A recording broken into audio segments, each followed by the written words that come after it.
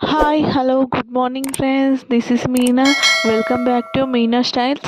ఈరోజు కొబ్బరి పాల రెసిపీ చేస్తున్నాను. కొబ్బరి పాలు ఇంక ఈవినింగ్ పిల్లలకి రోజు సాయంత్రం రాగానే ఏదో ఒక స్నాక్స్ పెడతాం కదా, అలా చేద్దామని ప్రిపేర్ అయితే చేశాను. చాలా బాగుంటుంది ఇది. ఇంకా హెయిర్ ఫాల్కి, గుడ్ ఫ్యాట్స్కి చాలా బాగా యూజ్ అవుతుంది. పిల్లలకైతే చాలా మంచిదని చెప్పారు. ఇంకా చేద్దామని ఇంకా పాలలో అయితే చియా సీడ్స్ ఇవి డ్రై చేసి పేస్ట్ చేసి వడగట్టేసాను. కొబ్బరి పాలు అయితే మంచిగా వచ్చాయి. దాంట్లో చియా సీడ్స్ కలిపాను. కలిపి తర్వాత ఇంకా అవకాడో ఇంకా బనానా కూడా వేస్తే చాలా బాగుంటుంది టేస్ట్ అని అవకాడో అయితే కట్ చేస్తున్నాను. మా పెద్దోడైతే ఇంకా నాకు అది ఫ్రూట్స్ వద్దు మమ్మీ, ప్లెయిన్ కొబ్బరి పాలే తాగిస్తానని వాడు తాగేసిండు. ఇంకా మా చిన్న బాబు నేనైతే ఇలా చేద్దామని ఇలా మిక్స్ చేసి ఇంకా తాగుతున్నాం. మా చిన్నోడు కూడా చాలా బాగుందన్నాడు.